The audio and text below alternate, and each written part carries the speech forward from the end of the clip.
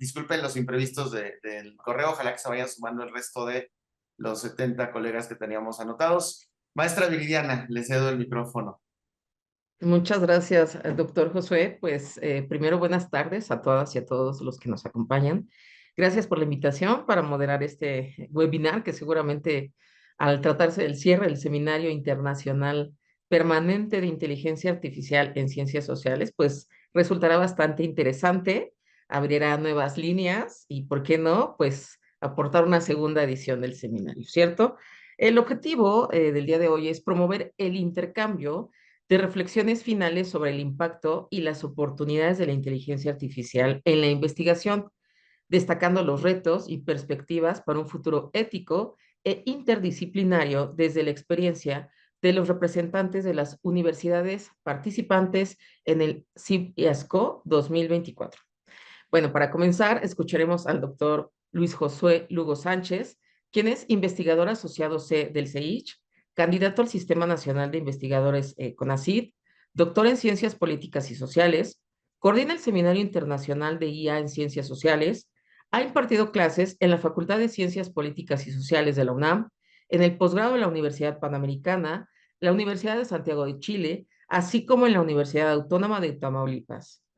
Cuenta con una estancia de investigación en la Universidad de Sevilla y actualmente realiza estudios de maestría en psicoanálisis. Ha publicado en revistas académicas y conferencias internacionales.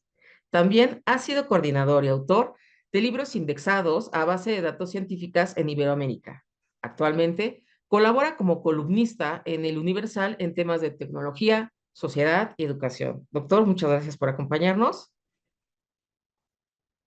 Gracias, muchas gracias, Viri. Muchas gracias también a Flora y a Miguel, que en un momento se nos sumará desde Quintana Roo, y a todas las personas que están ahorita por acá y que seguirán la transmisión que haremos desde el CEICH y desde el seminario.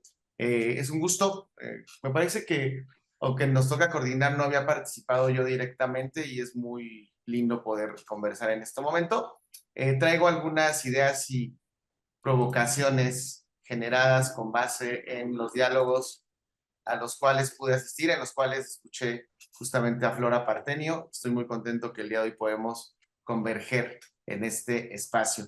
Dicho lo cual, me voy a permitir compartir pantalla y aquí va a continuación. Listo. Y ya en la investigación, retos y perspectivas para un futuro ético e interdisciplinario, ¿no? Son algunas ideas que creo que nos pueden encontrar el día de hoy. Y me gustaría empezar precisamente con el hoy. Y vamos a ver en el hoy un par de aplicaciones y que me cuestionan sobre este presente y futuro. Storm AI, que además es desarrollado por la Universidad de Stanford. Como sabemos, la diferencia entre el norte global y el sur global en el desarrollo de IA es abismal y distópica, además, en el presente y en el futuro. Pero no nada más es una brecha que se entiende en el término geopolítico, sino también entre la universidad y las empresas, quienes desarrollan la mayoría de las IAs con sus propios intereses, ideologías, idiosincrasias, campos de entrenamiento, son las empresas. Y en este sentido, llama la atención que dentro de estas brechas, dentro de estas paradojas, haya una inteligencia artificial desarrollada por una universidad que, si bien pertenece al norte global y tiene sus propias agendas, tiene una posibilidad de código abierto y código libre en un contexto en el cual la mayoría de las inteligencias artificiales de uso común son de servicio freemium, ¿no? Que inauguró Spotify hace algún tiempo como un modelo alterno al peer-to-peer de Ares, a Pirate Bay, y que no pensábamos que fuera a crecer tanto como hoy ha crecido y se ha normalizado. Entonces, me parece interesante empezar a provocar, digamos, por ahí en este aspecto, cuando nosotros generamos aquí un paper que tiene que ser en inglés. Ahí seguimos con las partes de brechas geopolíticas. El programa, aquí es de Artificial Intelligence, por ejemplo, nos pide un breve prompt, una descripción, y una vez que ya lo colocamos, voy a saltarme este proceso porque no es la intención hoy como tallerearlo, sino más bien ver el resultado. Nos arroja un paper, aquí están artículos, aquí hice algunos experimentos, y el paper que te arroja en menos de 5 minutos, porque aparte estamos con un dilema del tiempo en donde parece que todo es rápido y lo cierto es que el pensamiento es muy lento, el desarrollo cognitivo es lento, piensen que el amor y la amistad son lentos, tomarse un café es lento, pero estamos en un punto de mucha aceleración para disfrutarlo. Y bueno, sí hacen menos de 5 minutos algo así, ¿no? En inglés, pero bueno, con DeepL o con ChatGPT pueden ustedes hacer la traducción. Y aquí los apologetas, digamos, de la IA, que no nos van a sustituir y ya para qué queremos investigadoras e investigadores, ahí les doy calma. Si uno lo analiza con rigurosidad, no pasaría, creo yo. Ahí también necesitamos un tema de alfabetización, filtros de revistas indexadas, pero ahí tenemos también un tema, ¿no? Pero aquí, por ejemplo, le pedí un tópico sobre la inteligencia artificial en educación y da un abstract, luego da un contexto histórico, da algunas ideas teóricas, da datos, y lo interesante es que te da las fuentes directas, ¿no? O sea, aquí está la fuente, tú vas a la fuente y tienes acceso a fuentes, que es uno, me parece, de los usos importantes de la IA, como fuente terciaria, que se suma una ecología académica en donde en los libros seguimos leyendo, tengo mi pluma porque sigo escribiendo, sigo viendo películas en YouTube y también puedo ver películas en VHS o si más para acá hay un disco en vinil, también hay un disco en vinil. Hay una ecología en donde convergen distintos tipos de artefactos tecnológicos.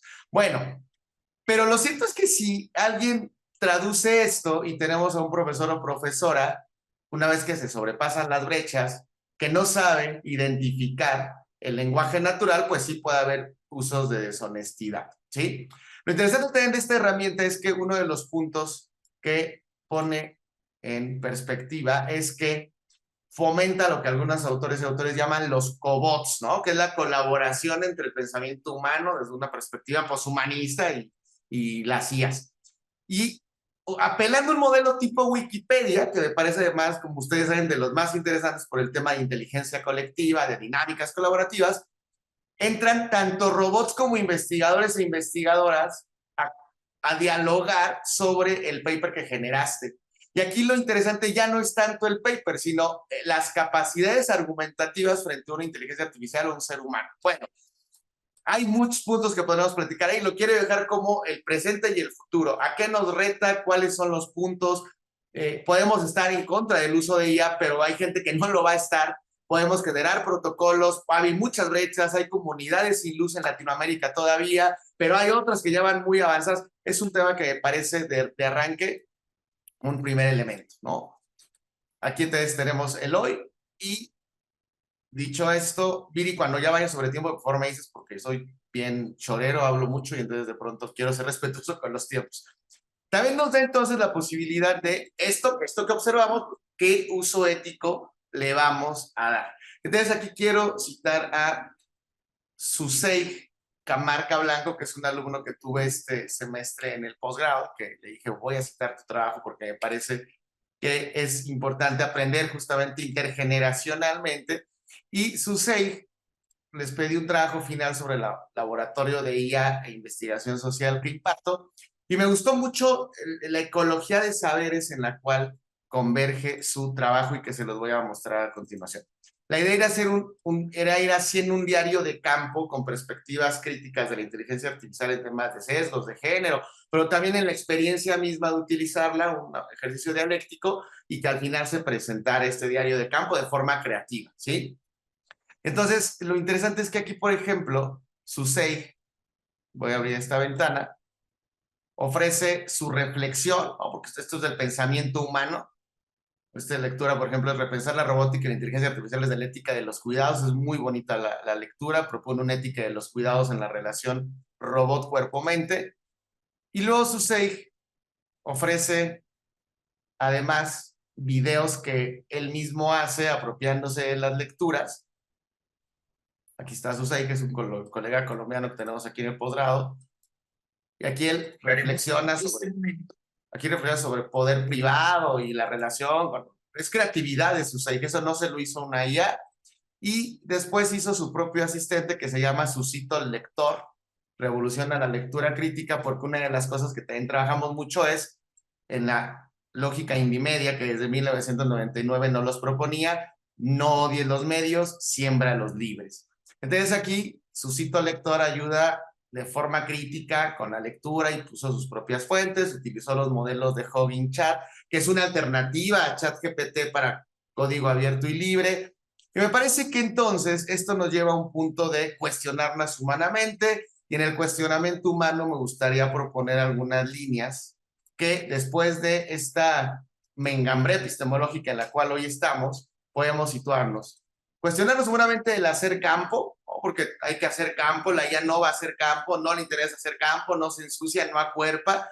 La creatividad, y por eso puse como intermediación a Susei con el video que él hace, pero también usa una IA para potenciar esas habilidades. Insertar sensibilidad en la racionalidad, justamente Nuria Valles menciona, la IA es o sea, Nuria Valles dice, la IA es un hombre heteropatriarcal, racional, que no se equivoca, que se pone la camiseta, el trabajador ideal del capitalismo. Entonces, hay que ser sensibles a ese trabajador ideal que no vamos a poder competirle ni tendríamos que competirle, cambiar también los marcos de competencia a los de colaboración hasta donde no sea posible. Plantear proyectos interdisciplinarios, en la teoría suena bien bonito. Yo sé que Flora y todo el equipo que tienen ellos y ellas nos pueden ayudar muchísimo, porque por acá, Flora, apenas estamos en la parte de políticas sociales intentando entrarle a estos temas. Yo te escuchaba a ti, escuché también a Flavia, ¿no? Escucho a Brenda y creo que tenemos que aprender los unos y las unas de las otras. Es bien difícil, ¿no? La interdisciplina, pero necesario, conocer nuestros límites y posibilidades. Alfabetizarnos metodológicamente antes de usar IA, ahí me atrevo a hacer una correlación. Si no tenemos pensamiento crítico, creativo y metodológico en el tema de investigación antes de usar la IA, cuidado. Sí hay un gran riesgo de uso deshonesto, sí hay un gran riesgo de que el robot piense por nosotros y nosotras, sí hay un gran riesgo de no saber que detrás de una máquina hay intereses, hay ideología, hay una geopolítica, hay redes neuronales. Este misterio de la caja negra, si bien tiene sus propias autoprogramaciones, también tiene explicaciones que es importante alfabetizarnos previamente. Protocolos situados, me parece que hoy es muy difícil encontrar un protocolo general que explique a todos los contextos y universidades. Tenemos que hacer diálogos serios desde universidades, serios, pero también que nos unan. Me parece que a mí me ha servido mucho platicar con colegas de Bolivia, de Ecuador, de Argentina. Me reconozco más de pronto en nuestros propios problemas cotidianos que en marcos que vienen de pronto de otras universidades del norte global, que son importantes, pero contextualmente pueden ser muy disímiles a las experiencias que estamos viviendo en Latinoamérica. Experiencia, esto proviene de la fenomenología y lo que yo siempre les comento es, seamos críticas y críticos con la IA. Si por ética política no queremos usarlo, o por ética ambiental no queremos usarlo, se vale, pero experienciemos a través de nuestros propios usos o en otras personas cómo funciona. Porque lo cierto es que también generacionalmente la IA sí está siendo apropiada por generaciones jóvenes que están encontrando sus formas de agencia y también sus formas peligrosas en sí mismas para utilizarla.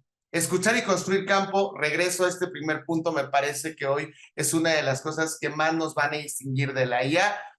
Nos quita del lugar del sujeto supuesto saber que algunos profesores pretendíamos usar, y no, o sea, lo cierto es que ahorita ustedes pueden buscar la historia de la IA que desde mis campos de entrenamiento data del 56 y el test de Turing, pero no me voy a detener ahí, porque esa historia la pueden encontrar en alguna fuente de ella. Creo que lo que sí podemos compartirles es la parte ética, experiencial, de protocolización cultural, de interdisciplina. Ensuciarnos y hacer campo me parece que es complicado, pero hoy es lo que nos puede distinguir. Aquí, por ejemplo, quiero también reconocer mucho la participación que ha tenido en estos charlas, diálogos, lo difundimos este evento, las madres buscadoras. Hay que aprender también de colectivos, de movimientos, y aquí los tuvimos justamente en el SAGE. Como se dan cuenta, es un equipo interdisciplinario, intergeneracional. Además, Lulu es una madre buscadora que admiramos mucho. Presentaron sus libros hasta encontrarles. Luego el colectivo Luz de Esperanza nos mostró cómo están reconstruyendo a sus desaparecidos con inteligencia artificial generativa, con una apropiación que han tenido desde su propia necesidad y de los más de 15,000 desaparecidos que no tiene la intención de buscarlos el Estado. Y ante esa situación, las formas disruptivas creativas, pero citando a la propia colectiva, también de esperanza activa, se hace necesaria.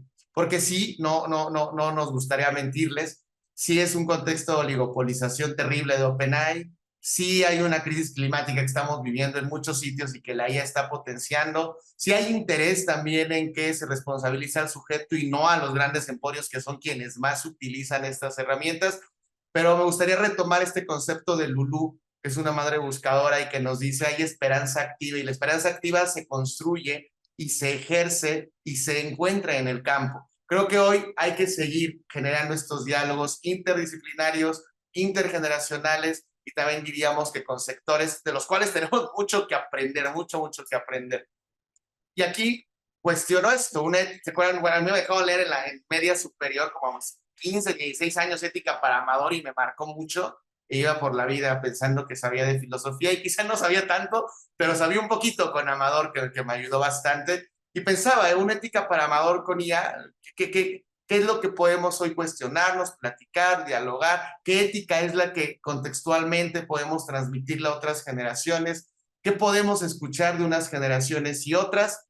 Y creo, Viri, que hasta ahí hago mi primer punto de participación. Tengo preparado 5 o 6 minutitos más y da tiempo al final sobre las definiciones de ética y una propuesta de uso ético de ella muy concreta, pero hasta acá para no monopolizar el discurso y pues agradecerles y a quienes están conectándose apenas de nuevo una disculpa.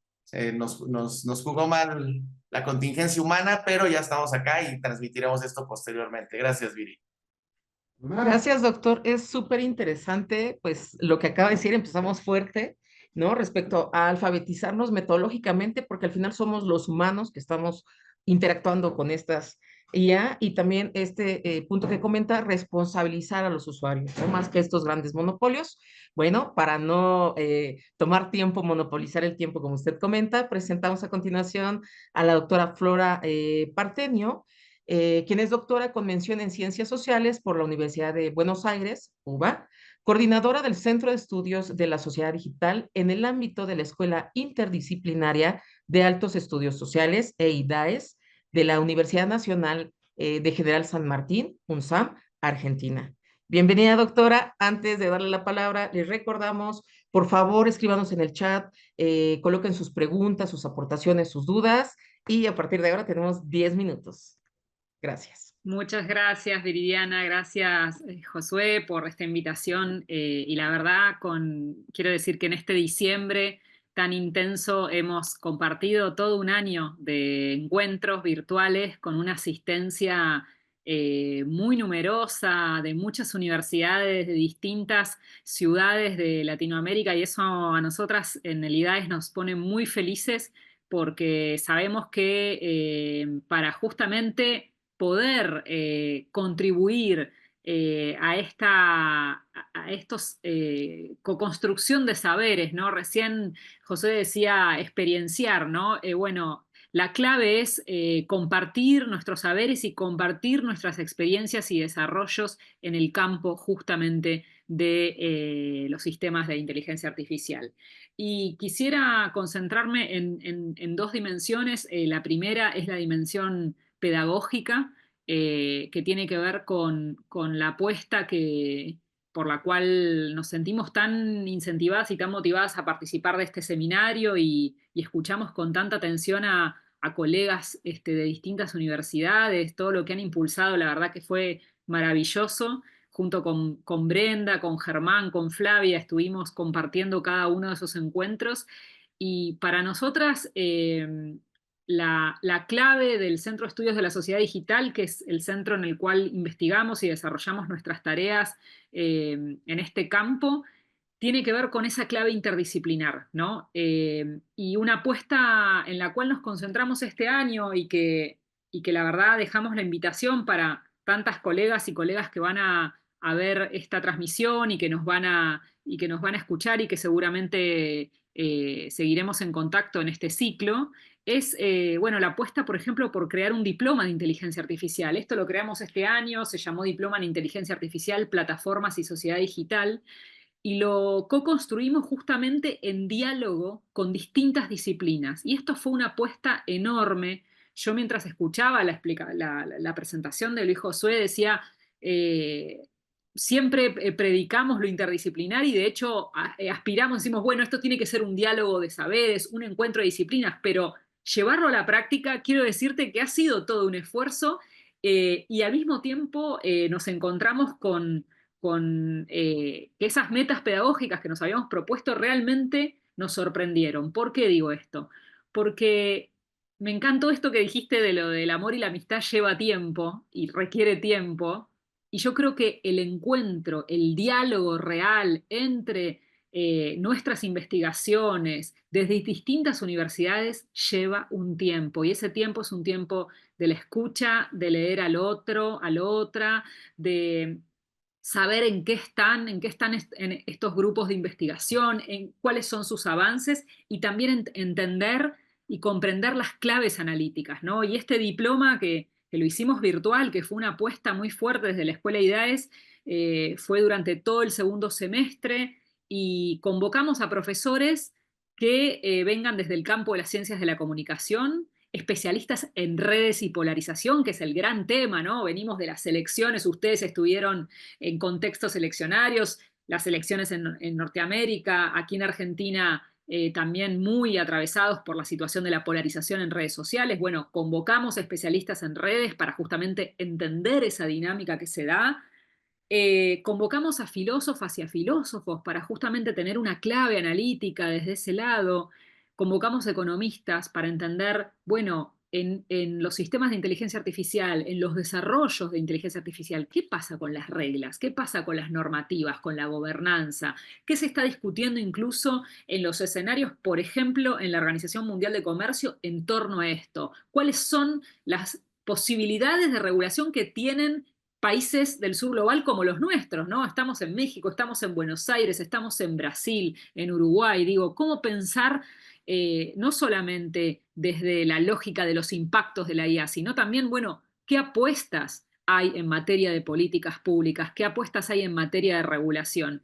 Y pensar de manera situada desde países del sur global como los nuestros es clave, digamos, ¿no? Y desde universidades como las nuestras, ¿no? Que son universidades en el marco, en el caso nuestro, de un ataque feroz al sistema científico y tecnológico en este contexto, ¿no? Tenemos un escenario de alta restricción presupuestaria, una narrativa de la austeridad que se vuelve a instalar y bueno, sabemos que con restricción presupuestaria y con recortes del Estado en la educación no vamos a poder tener investigaciones fuertes, investigaciones articuladas en inteligencia artificial. En ese sentido, hay una apuesta pedagógica y política que como docentes de la universidad pública aquí en Argentina sostenemos y defendemos muchísimo frente a esta narrativa de recortes y de ajuste.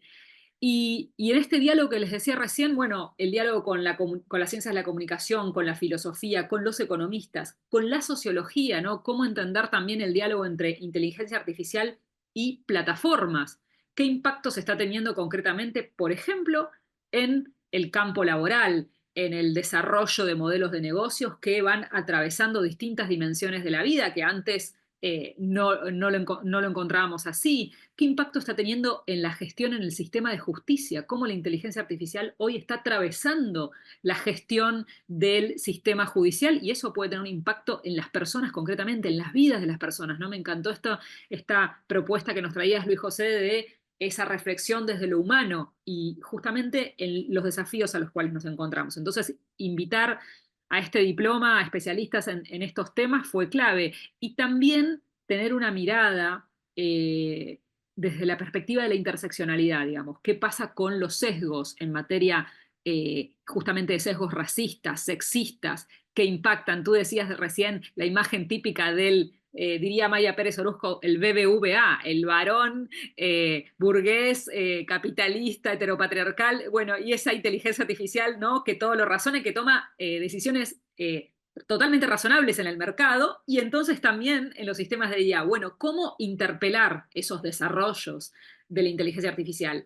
¿Cómo advertir los sesgos? Y cómo estos sesgos también atraviesan latitudes como las nuestras, donde justamente lo que vemos es que en estos sistemas de IA se amplifican desigualdades que ya encontramos en nuestros escenarios sociales cotidianos y que son objeto de análisis permanente porque justamente nuestras ciencias sociales interpelan y luchan contra las desigualdades en toda su expresión. Entonces también es nuestra labor interpelar estos sistemas justamente cuando advertimos que pueden tener impactos concretos y profundizar las desigualdades. Entonces, esta apuesta pedagógica sí yo considero que es clave, ese diálogo interdisciplinar.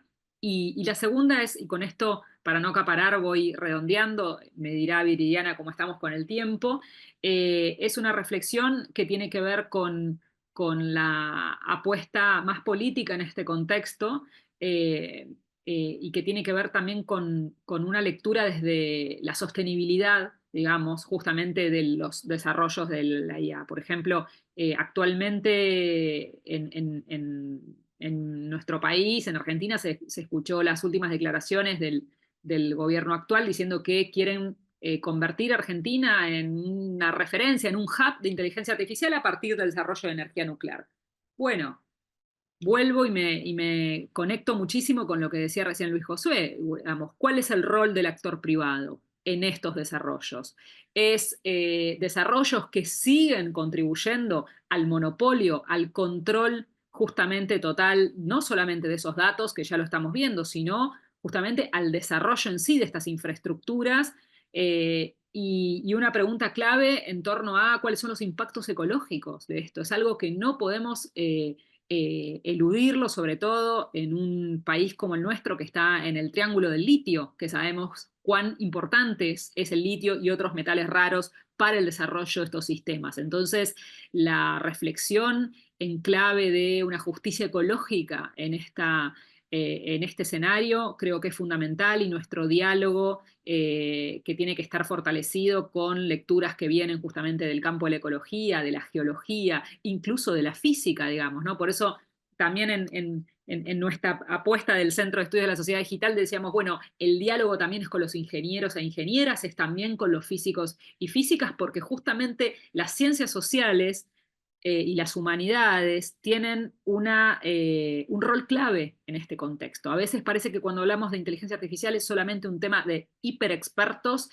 que vienen del campo de lo que se llama las ciencias exactas, las ciencias duras, como a algunos les gusta tejer esa distinción a la cual cuestionamos tanto, y creemos que las ciencias sociales tienen un rol y una mirada central en esta contribución, y me parece que este ciclo que se dio en el seminario a lo largo de todo este año es un ejemplo de eso. Por eso desde las cualidades estamos tan felices de haber participado y bueno, con la expectativa de seguir contribuyendo, pensar a futuro, una posible publicación, un seminario que nos convoque y que incluso hasta podamos arriesgarnos a pensar en la presencialidad, atravesar las pantallas y reencontrarnos físicamente en alguna de nuestras universidades que hacen un trabajo maravilloso y muchas veces en contextos de mucha adversidad, donde se defienden las aulas. Me encantó el hecho de que hayas traído la labor de un estudiante,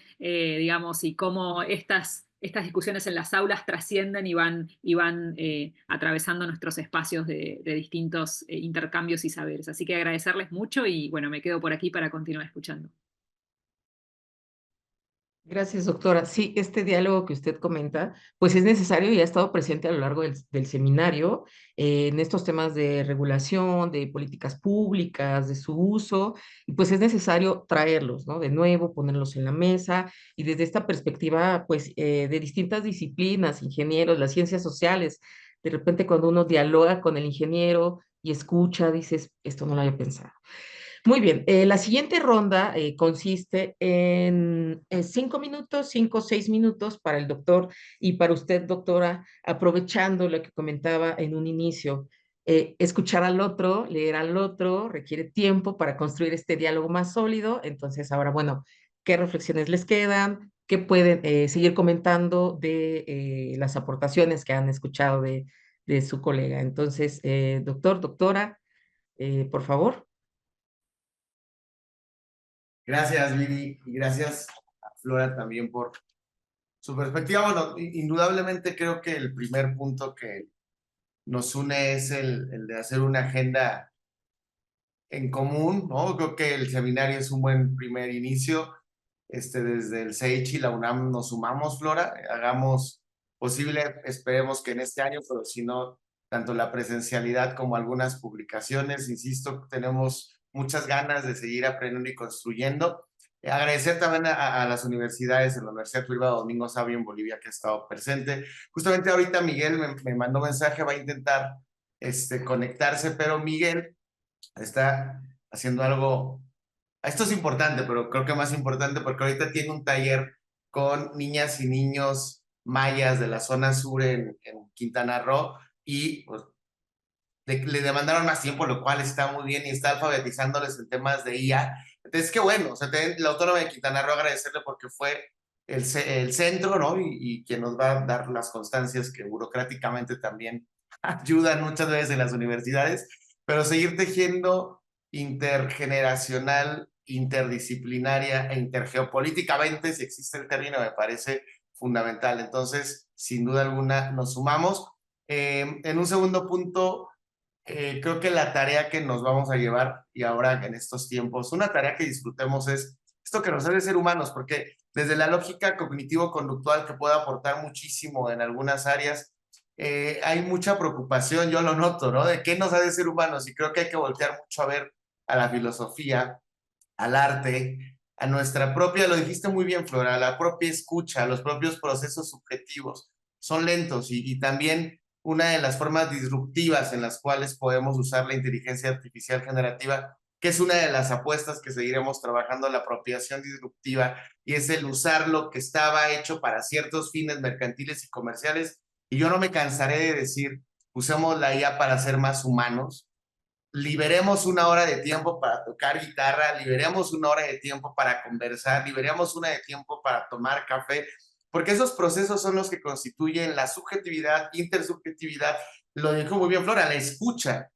La IA no nos escucha, la IA está programada con redes neuronales que van a darnos ciertas respuestas respecto a nuestros patrones y que además le gusta quedar muy bien.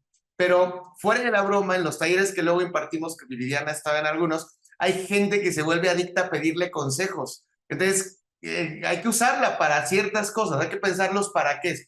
Pero un buen psicoanalista, un buen psicólogo no va a ser sustituido, como tampoco esos profesores y profesoras que piensen ustedes cuánto nos han marcado. Son profesores o profesoras que disfrutaban lo que hacían, que se apasionaban en lo que hacían, que nos cambiaron la perspectiva de lo que nosotros hacíamos, no solo por la cuestión de lo que decían, sino cómo lo decían, a través de qué medio lo decían, piensen en los conciertos, por qué nos gustan los conciertos, no nada más es por la pieza, es por toda una cuestión colectiva, pulsional, identitaria. Entonces, me parece que esto es un buen tiempo para recuestionarnos y me gustaría terminar, mi querida Viridiana, con esto que encontré por acá, que es parte de algunos de los autores y autoras que hemos venido trabajando para una de estas preguntas, ¿no? La ética para Amador, tenemos que trabajarlo mucho más, pero me gustó mezclar a Monasterio, Marín y Jiménez cuando pensemos en respetar el bien común, derechos humanos, prevenir consecuencias negativas y mantener esta esperanza activa respecto a lo que estamos haciendo. Por acá tenemos estos pendientes, ¿no? Hay futuro, me gustó mucho, Flavia Costa precisamente decía, quién sabe, con la IA puede pasar cualquier cosa. Todo parece indicar que los fines comerciales y empresariales no van a soltar a la IA porque es la herramienta con más plusvalía en la historia de la humanidad. Eso está registrado, no había habido una herramienta de comunicación con más grande plusvalía que la IA. Pero también puede ser que mañana sea tanta la crisis climática que tenga que frenarse su desarrollo. Y la verdad es que no habría problema porque tenemos muchísimo conocimiento todavía en los libros, en el diálogo. Pero mientras eso pasa, hoy es un paradigma dominante. Y recuerden que ya en los 60 decían los punks, don't future, no hay futuro, y hazlo tú mismo. Y si no hay futuro, hay un presente, y en el presente tenemos muchos temas por seguir trabajando, medio ambiente, sesgos, género, lo que también en alguna de las sesiones de CIPIAXO, lo de los traductores y traductoras no es mi idea, precisamente en una de las sesiones de CIPIAXO encontré al Centro de Estudios de la Sociedad que representa Flora, en donde hablaban de la necesidad de traductores y traductoras, y yo no sé si todos ustedes, Flora, ya lo comenté aquí con mis colegas en el CEICH, y estamos completamente de acuerdo. Necesitamos traductores y traductoras entre el lenguaje natural y el lenguaje simbólico. Los dos son igual de importantes. Y hoy en esta crisis ontológica que estamos padeciendo, lo humano se vuelve muy, muy, muy importante. Y lo humano nos conecta con muchas de las materias, no sé, allá en Argentina, Flora, pero aquí en México eliminaron muchas materias de filosofía, muchas materias de arte, y hoy estamos pagando las consecuencias de ello. Es momento también de retomarlo, la metodología, la autonomía tecnológica también, y no dejar de lado que las injusticias epistémicas se pueden reproducir, pero también dentro de lo poquito o mucho que uno quiera hacer, así como el gatito podemos hacer algo dentro de este no hay futuro, porque el futuro es hoy. Muy bien, muchas gracias y pues escuchamos creo que a Flora y después a los y las colegas. Ya aquí Liz colocó una pregunta. Sí, gracias, doctor. Esto que comenta, conservar lo humano, justo en algún taller que fuimos a dar a una preparatoria de la UNAM, les preguntábamos a los alumnos, el tema era sistemas de recomendación, y alguien nos respondió, yo ya no me doy cuenta cuando utilizo la IA. Él no podía nombrar de tan presente que está en esta cotidianidad, ¿no? Entonces, esto que habla de la alfabetización, de no perder lo humano, etcétera.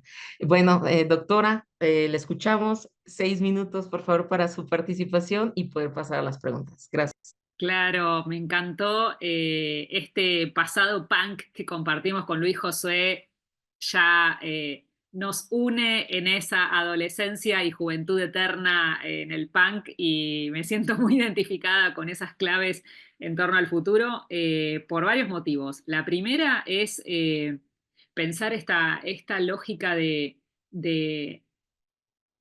que en el terreno de la discusión actual parecerían que las ciencias sociales y las humanidades se han corrido del centro en la discusión en torno a la IA. Yo creo que nuestra tarea, justamente con esa pasión con la cual hablamos, damos clases, investigamos, co-construimos estas redes, esa misma pasión tiene que estar en los debates de inteligencia artificial porque eso va a transformar la tecnología. Sí, no es la IA, es el modo en que los humanos y las humanas nos hemos relacionado con la tecnología. Y creo que acá no se puede parar el viento con la mano, sino justamente cómo en la discusión, en la arena de la disputa, de la discusión política, epistémica, estamos presentes y estamos justamente, y nuestras voces están presentes. Y cuando digo nuestras voces, digo justamente en toda su heterogeneidad, digo las voces que provienen de las universidades del sur, que hoy por hoy en el concierto de voces del norte global son minoritarias, en los congresos, en los seminarios, necesitamos esas voces allí para quienes venimos trabajando desde la economía feminista y de los estudios de género. Bueno, el aporte que estamos haciendo a la discusión de la economía digital es central. Recién Luis José decía, siempre es importante esa voz humana que hace la diferencia o quien está atrás y no reemplaza al bot. Bueno, pensemos en el campo de los cuidados, digamos, ¿no? En lo que implica la organización social de los cuidados. Cada vez más están desembarcando plataformas de cuidados que justamente lo que hacen es intermediar entre servicios de cuidadoras. Hoy por hoy esas plataformas, que están presentes en varias de las ciudades en Latinoamérica, son una oportunidad para generar ingresos para miles y miles de trabajadoras, porque sabemos que fundamentalmente el trabajo de cuidados es feminizado. Bueno, ¿qué pasa cuando vamos a indagar en detalle con los derechos laborales? ¿Qué pasa con los derechos de la seguridad social? Están totalmente ausentes porque allí, en ese debate sobre el rol de las plataformas y el cuidado, tiene que estar presente justamente el aporte que han hecho las ciencias sociales para pensar marcos protectorios en el trabajo, regulación, derechos laborales, digamos, y nuevamente pueden crearse muchos aplicaciones para los telecuidados, la telemedicina, el cuidado a distancia, pero siempre van a ser necesarias las cuidadoras y los cuidadores en presencia, digamos. Entonces, creo que esto es un ejemplo nada más para conectar cómo las discusiones y agendas urgentes que tenemos en Latinoamérica, por ejemplo, en torno a la necesidad de pensar el cuidado como un derecho y como un trabajo, bueno, no es reemplazado por la tecnología. Sin embargo, nuestra discusión y nuestros aportes tienen que estar ahí porque la tecnología ya desembarcó en el sector de la salud, ya desembarcó en el sector de los cuidados y la gestión algorítmica de esas relaciones ya está presente. Entonces, remarco esta apuesta en el mismo sentido que lo decía Luis Josué. Creo que los desafíos son un montón, pero nuestra pasión en estos debates y cómo hemos llevado adelante en nuestros grupos de investigación estas discusiones. Creo que esto tenemos que seguir fortaleciéndolo porque eso es lo que nos construye en términos colectivos y nos construye en términos de esa humanidad que se distingue en estos tiempos tan feroces y tan brutales. Estamos en tiempos de guerra, digamos, estamos en un mundo que está en guerra y creo que esa mirada nuestra es central, una mirada amorosa, una mirada desde el cuidado del otro y la otra y una mirada de la escucha, como dije hace un rato. Muchas gracias, doctora. Justamente en estas voces que necesitan ser escuchadas, que usted comenta, pues esta generación de espacios que tenemos, ¿no? Visibilizarlo, discutirlo, dialogarlo, escucharnos entre nosotros. Así que agradecemos esta pregunta de Liz Rodríguez. No no comenta para quién, pero dice, desde su perspectiva, ¿cómo podemos trabajar en las aulas la ética del uso de la IA? Es decir, desde su experiencia, ¿cuál es la mejor forma? Si le gustan responder los dos, doctora, doctor, por favor. ¿Voy primero, Luis José? Bueno, una de las cuestiones que a nosotros nos parece clave esta pregunta es llevarla al campo de las metodologías en ciencias sociales. Yo creo que ahí los diferentes aplicaciones y sistemas de IA ya han desembarcado. Pensemos en tareas que antes, hace un tiempo atrás, cuando hacíamos trabajo de campo, por ejemplo, hacíamos desgrabaciones manuales, ¿no? Y estábamos ahí horas desgrabando. Hoy por hoy, ¿no? Un sistema, vos colocás la grabación, una entrevista y puede rápidamente tener en nuestras manos esa transcripción. Bueno, creo que a nosotras nos ha ayudado mucho la problematización desde el campo de la metodología cualitativa, sobre todo las discusiones que se están dando en el campo de las etnografías digitales. Creo que ahí hay un gran aporte para pensar, para llevar esta discusión al aula, para hacernos la pregunta. Yo creo y esto por ahí viene de mi influencia y de mi activismo en el feminismo, creo que la primera posición que tenemos que tener es justamente una posición que lleve a la pregunta, lleve a interpelar y no al punitivismo, ¿no? Esta idea de decir no, afuera, no, prohibir, no a los dispositivos, no, justamente tenemos que incentivar la pregunta, tenemos que incentivar la posibilidad de probar y cuestionar estas herramientas in situ, digamos, ¿no? Y ver también qué pasa en ese diálogo intergeneracional. Yo soy una persona que nació en los 70, digamos, nací en Argentina en plena dictadura militar, digamos, y mis estudiantes son muy jóvenes, digamos, y tienen un acceso a la tecnología en múltiples espacios y ámbitos, y creo que hay un diálogo intergeneracional que a mí me pasa, ¿no? Con 47 años, que es súper rico escucharlos, por ejemplo, la pregunta en el aula, por ejemplo, ¿dónde leen las noticias? ¿Dónde y qué leen? ¿No? Si leen libros, si leen online, si leen a partir de dónde se informan, digamos. Me parece que esa pregunta desde las aulas es central, abrir los debates y a partir de ahí poder articular otros debates. ¿Cómo llevamos, por ejemplo, estas discusiones al campo de las metodologías y particularmente metodologías cualitativas y cuantitativas? En este seminario tuvimos la clase de Germán, ¿no? La conferencia de Germán, donde justamente Germán Rosati iba en el campo de las ciencias sociales computacionales. Bueno, ¿cómo llevamos estas herramientas o cómo se despliegan estas herramientas en el campo para quienes venimos de las metodologías cualitativas, ¿no? Entonces, creo que ese sería un aporte. Por ahí Luis José tiene una mirada en otra dirección, pero me encantaría escucharlo porque también es como dialogar entre universidades. Sí, está excelente. Voy a empezar al revés. Voy a empezar con una herramienta y luego, porque me diste muy buen punto de entrada, Flora. Liz, mira, justamente dentro de los puntos que traía acá, pero ya no lo presenté porque pensé que no iba a darse el chance. Hicimos esta propuesta de una declaración cualitativa de uso ético de IA. Entonces, a ver, voy a poner un ejemplo en serio muy absurdo, discúlpenme, pero a veces en lo absurdo entendemos más las cosas. Iba caminando yo rumbo al Sage, que está aquí en la UNAM, que te invitaremos pronto, Flora, está muy cerca de la Biblioteca Central, y al lado está la Facultad de Medicina, y había una jornada de salud sexual con colegas de medicina. Entonces, pues uno no es chismoso, sino que etnografea. Entonces, había un par de colegas que estaban platicando y le dijeron, no, ¿y cómo saliste en los estudios de VIH? Y yo, muy bien, y tú no, yo también. Ahora voy a hacerme los del VPH. Ah, yo también. Ese sí tengo miedo. Y hasta ahí me quedé. Y dije, qué bueno que entonces hay una salud de prevención sexual, hay una salud donde jóvenes y jóvenes tengan la posibilidad gratuita, que es un derecho además financiado por la universidad pública, de hacerse estudios y de platicarlo. Y ahí viene mi parangón absurdo. A ver, la sexualidad ha estado ahí, entonces lo que hay que hacer es trabajar temas de responsabilidad afectiva, temas de género, temas de prevención, temas médicos. La IA también, muchas veces queremos decirle a las personas que no ejerzan su libertad para usar la IA. Algunas podrán decir, sí, voy a ser abstemio, como también se vale que en tu propio proceso subjetivo digas, yo hasta determinado momento. Pero en tanto queramos enfrascar el tema, hay gente que lo está usando y lo está usando entre la crisis, entre la culpa. Un punto que luego podemos platicar el otro año es que en los estudios que hicimos de salida de los laboratorios y talleres que hemos dado, muchos profesores y profesoras experimentan culpa. Fue de modo anónimo, pero nos dio mucha curiosidad por parte por la historia latinoamericana, por la historia de nuestro país México, la culpa como un elemento que intermedia la emoción entre el cuerpo, la mente y la herramienta. Entonces, a ver, vamos a pensar que hay gente que no la va a usar, hay gente que ni se va a enterar, hay gente que la detesta, pero muchas personas ya la están utilizando.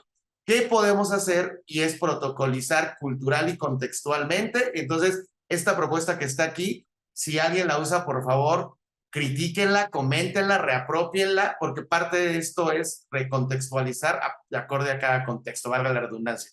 Y aquí lo que hicimos cualitativamente fue que nos describan sobre qué fue su trabajo, por qué usaron las IAs que usaron, cuáles fueron estas IAs, porque también es un tema que en donde no hay una IA, son IAs, es un campo diverso. Los prompts que utilizaron, porque a veces en el prompt también uno puede detectar la apropiación, el conocimiento, la experiencia y reflexión, porque la parte humana está aquí. ¿Qué experiencia y reflexión hay respecto a esto? Hay gente que usa ella y ya no la quiere volver a usar porque se tardó más tiempo. Entonces, eso también puede ser un punto de experienciación. Y finalmente, los límites que encontraron en el uso de ella. Porque la IA no sabe poner límites, está programada para no poner límites y aunque le programen límites, el límite es un aspecto enteramente humano. Por lo cual, esta es una propuesta que hay una descripción, un ejemplo. Si nos escriben o les mandamos el correo con la propuesta que pueden ustedes readaptar, y esa sería entonces mi respuesta: protocolización contextual cultural, generar protocolos, no prohibir. Yo concuerdo totalmente con Flora, y aparte lo prohibido genera a veces más goce, ¿no? Por lo cual, mejor hay que platicar, hay que charlar. Yo y finalizo diciendo, cuando a veces me contratan en un taller de Norma Zapa e IA, no llego a la IA. La mayoría de los problemas está en la citación, está en que se confunden citas directas, indirectas, en que usan Word o Zotero, pero previamente no habían utilizado el sistema manual y operativo y la mejor inteligencia que hay, que es la humana, para primero alfabetización metodológica y luego yo un uso ético. Esa sería mi respuesta. Gracias por tu pregunta, estimada Liz. Muchas gracias, doctor. Sí, en efecto, ya para ir cerrando, el tiempo se pasó muy rápido con una discusión muy interesante. Vamos a leer el comentario de Angelina Mijares. Nos dice, excelente seminario. Hemos seguido las transmisiones y eventos de cada universidad que colabora, y la interdisciplina, como mencionó la doctora Flora y el doctor Lugo, han sido clave. Gracias por lo que nos han ido compartiendo.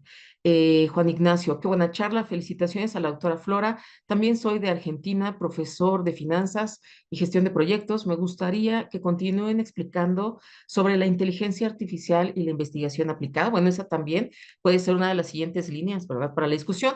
Vamos a terminar de leer los comentarios, damos 2 minutos para que cada uno concluya, pero bueno, vamos a ir también como puntualizando en estas líneas que pueden surgir para las siguientes charlas, doctor, webinar, seminarios, etcétera.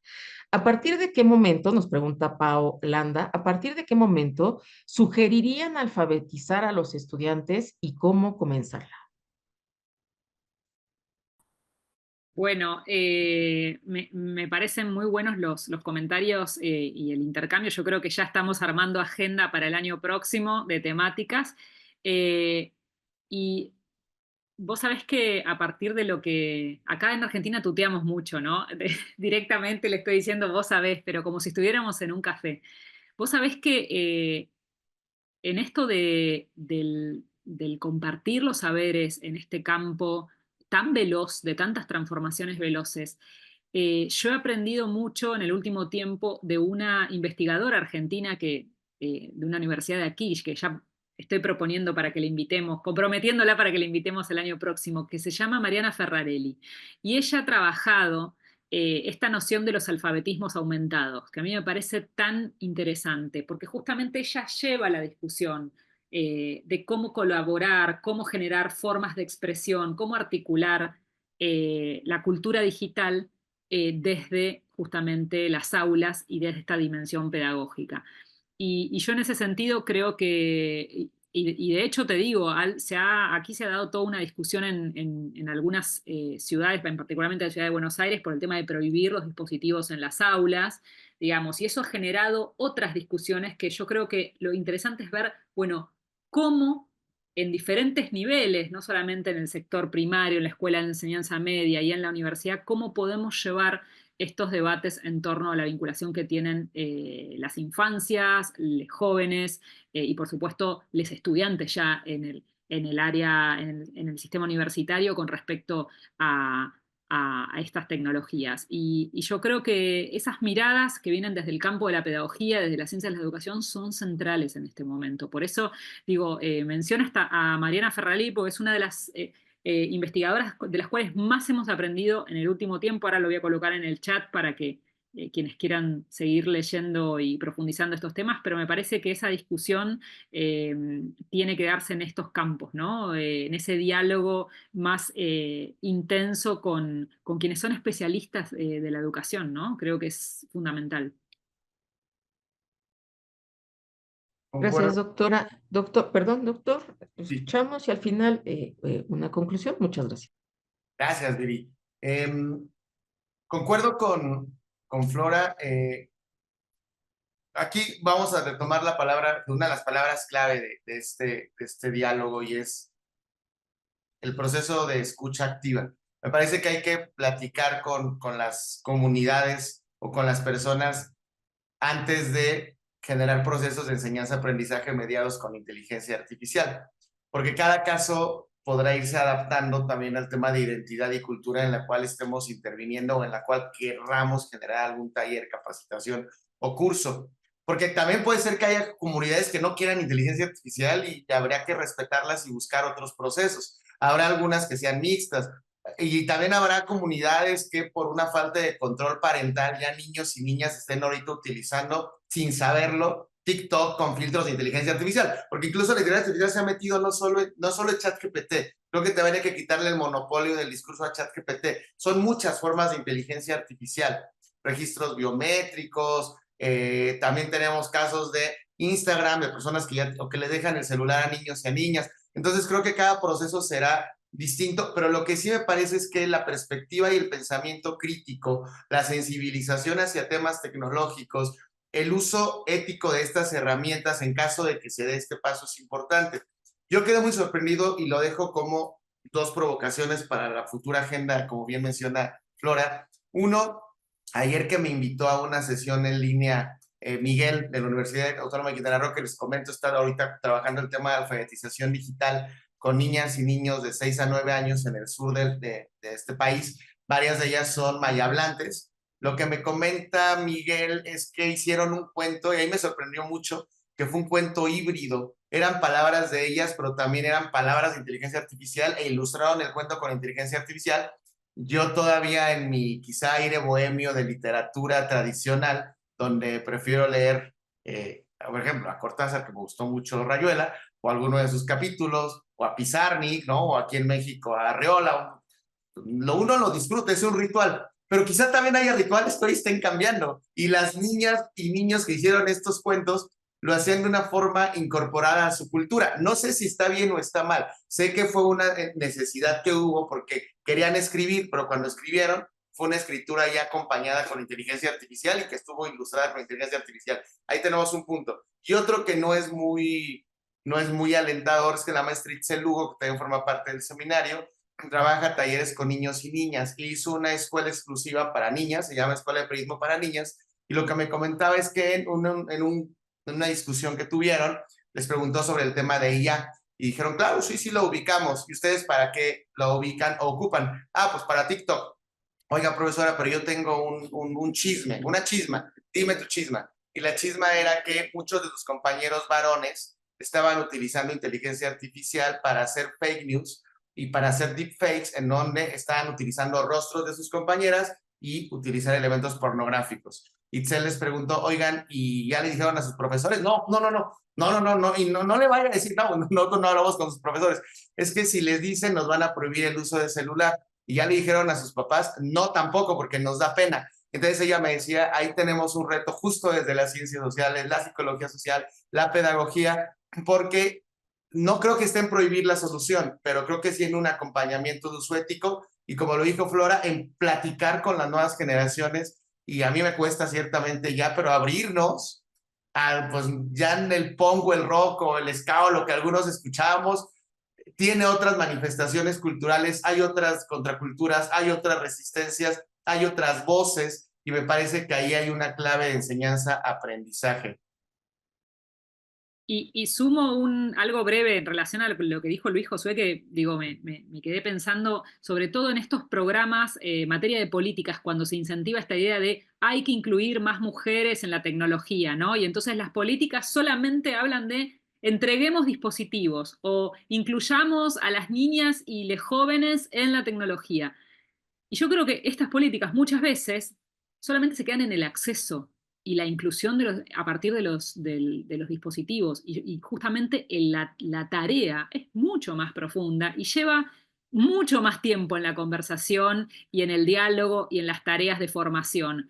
Por ejemplo, a partir de lo que decía Luis, digo, una de las cuestiones claves es para nosotras, donde la agenda fundamental ha sido prevenir las acciones de violencia de género en el mundo real, en el offline, bueno, justamente esa agenda de prevención de la violencia de género tiene que expresarse y tiene que articularse con las formas de violencia digitales. Digo, esto que vos contaste recién, digamos. Entonces, ¿cómo, por ejemplo, en Argentina, toda la agenda de la educación sexual integral, de las agendas de prevención de violencia, bueno, justamente esas agendas fortalecen la agenda de la discusión en el campo de la tecnología, tanto en el acceso como en la alfabetización de estas herramientas que ya están en manos de las niñas y de los jóvenes, digamos, con una cotidianidad y una naturalización, digamos, totalmente, digamos, con mucha presencia. Entonces creo que es cómo vamos conectando esas lógicas. A mí me gusta mucho un trabajo que tienen las compañeras de México, que han hecho justamente la tipología de las formas de violencia en línea, que es la organización esta Luchadoras, que a mí me encanta lo que hacen, me parecen súper piolas, y digo, cómo ellas han identificado esas formas de violencia en línea y cómo esas formas de violencia en línea se conectan totalmente con formas de violencia que justamente mujeres, niñas, jóvenes, población LGBT padece a diario. Entonces creo que ahí hay un puente que es totalmente necesario ir enlazando y entramando como si fuera un gran tejido. Muchas gracias, doctora. Retomando lo que dice el doctor, ya para cerrar, les daré un minuto para que concluyan y cierren. Esto que comenta el doctor de la IA, las fake news, el deepfake, estos usos generacionales que comentaba usted, doctora, pero también el doctor, comunitarios contextualizados, o lo que usted comenta de la integración sexual con el uso de tecnologías. Y un tema que también surge en ciertos talleres es cómo están ejerciendo su sexualidad. Entonces, bueno, yo me permitiré leer en este diálogo lo que dijeron que son posibles líneas, ¿verdad? Futuras, IA y la investigación aplicada, lo que comentaba el doctor, culpa de los docentes con el uso de la IA, y tallerear los temas del seminario, doctor, que han sido varios a lo largo de todo este seminario. Doctor, en un minuto, sus conclusiones finales, para escuchar posteriormente, en un minuto, las conclusiones de la doctora y el cierre de este seminario internacional. Gracias. En un minutito y como relacionando a la pregunta final que llega de Arlet, ¿cómo forjamos una identidad o las identidades desde la propia voz? Y la voz implica una subjetividad y recordar que cuando se ejerce subjetividad, hay una subjetividad que rompe el individualismo, inevitablemente es una subjetividad política. Y esa subjetividad política contagiará, diría Eduardo Galeano, otros fueguitos, y entre ya muchos fueguitos, habrá algo, ¿no? Algo se quemará desde la parte artística, cultural, política. A veces es necesario que varios fuegos se junten. Entonces, creo que es forjando una identidad desde las identidades, desde las diversidades, desde la escucha, aunque nos cueste trabajo, desde el diálogo con un otro que quién sabe dónde está y por qué está ahí, desde los límites que ven que esto puede suponer, porque me parece que esa es la premisa básica para posteriormente fomentar apropiaciones sociales, disruptivas, críticas, con perspectiva de género, desde las diversidades, en temas como la inteligencia artificial, y ahí diría la expresión popular, combinar lo mejor de los dos mundos, la parte actual, pero también la parte histórica. Y creo que es muy buena tu pregunta, Arlet, porque esto lleva a escucharnos, que escuchen a los tíos y tías que vivimos generaciones punk, ska de rock, y nosotros escuchar a las nuevas generaciones que traen también temas que aportarnos desde el trap, desde el reggaetón, desde otras formas de vivirse, de sentirse, de subjetivarse, y creo que si logramos ir haciendo estas combinaciones a pesar de la contingencia, podemos forjar otro tipo de futuros y otro tipo de inteligencias artificiales. Sería mi conclusión. Gracias, Viri. Gracias, Flora, y gracias a las personas que están escuchando y que nos van a escuchar en la transmisión también posteriormente. Sí, mi apuesta y en clave de conclusión, pero no para terminar, sino para seguir pensando juntos, es quienes estamos en tareas docentes en distintos niveles, sea en las escuelas, sea en las universidades, en los institutos de formación, en los terciarios, en los técnicos, justamente cuando armamos programas curriculares y hay propuestas de reformas de planes de estudio, y cuando incluso pensamos cómo armar un panel, a quién invitamos en unas jornadas o qué bibliografía involucramos, hacer ese diálogo con otras y otros colegas, con otras y otras compañeras de otras universidades y ver incluso un primer vistazo cuantitativo, cuántas lecturas, cuánta bibliografía hay de autoras y autores que desde el sur global, incluso en algunos casos con mucho esfuerzo de traducción, porque a veces sabemos que no es fácil traducir al inglés, conseguir una traducción buena que refleje justamente el espíritu del texto, pero cuántos de esos autores y esas autoras están en nuestros programas en las universidades, en los programas de posgrado. Yo creo que eso es una apuesta fundamental para dar el debate en clave justamente de cómo se están construyendo saberes desde el sur y particularmente lo que decía recién en el chat desde esa construcción de una identidad latinoamericana. Bueno, ¿dónde está esa identidad latinoamericana? Está en esa producción de saberes, está en esa apuesta, por ejemplo, que se está haciendo desde la economía social y solidaria por problematizar las plataformas y justamente interpelar y desafiar al algoritmo, está en las organizaciones de mujeres y feministas que están justamente desafiando al algoritmo de manera cotidiana, y está en la música, digamos, está en el arte. Entonces yo creo que ese ejercicio que lo podemos hacer en las aulas, también lo podemos llevar a otros terrenos, y creo que ahí eso podría ser una especie de clave para esta ruta. No sé si es la solución para forjar la identidad, pero es una clave para andar por esta ruta y esta ruta que justamente hemos intentado aportar desde este seminario en el ciclo anual en el cual nos comprometimos. Así que bueno, me agradezco muchísimo y me despido en este cierre anual y bueno, con muchas ganas de continuar contribuyendo desde la UNSAM a este proceso. Gracias a quienes se conectaron y por supuesto a Viridiana, a Luis Josué, a los colegas que armaron el seminario. Muchísimas gracias, doctora. Y bueno, pues ya para concluir, gracias a todos nuestros invitados por permitir este diálogo, fomentar la reflexión respecto a los escenarios futuros y los retos que representa la IA y además, pues, comenzar a dibujar estas líneas para los siguientes congresos, reuniones, seminarios, talleres. También agradecemos a todos los que nos acompañan de forma virtual por sus comentarios, sus preguntas.